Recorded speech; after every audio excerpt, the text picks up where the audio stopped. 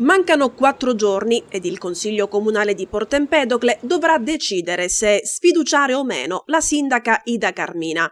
Lunedì prossimo, 15 aprile, infatti, è in programma il Consiglio Comunale con unico punto in trattazione la mozione di sfiducia della prima cittadina pentastellata.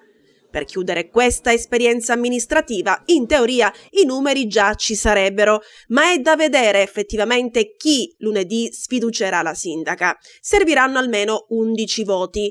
Nei giorni scorsi la Giunta Carmina aveva annunciato la disponibilità ad accogliere al suo interno soggetti della società civile.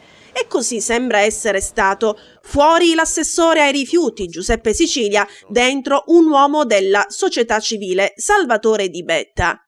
Carmina quindi rinuncia a uno dei suoi innesti più recenti. Sicilia infatti subentrò al dimissionario Baiamonte per un esponente della cosiddetta società civile.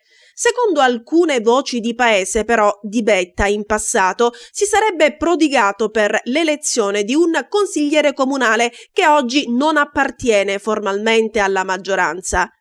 Con il suo ingresso in giunta cambierà qualcosa in seno alla maggioranza in Consiglio Comunale?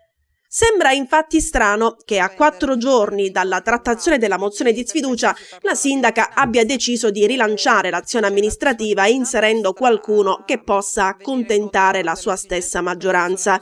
È più logico tentare di accaparrarsi il consenso di parte dell'opposizione ed evitare di andare tutti a casa. Lunedì in Consiglio si capirà meglio se ci sono stati accordi oppure no. Staremo a vedere.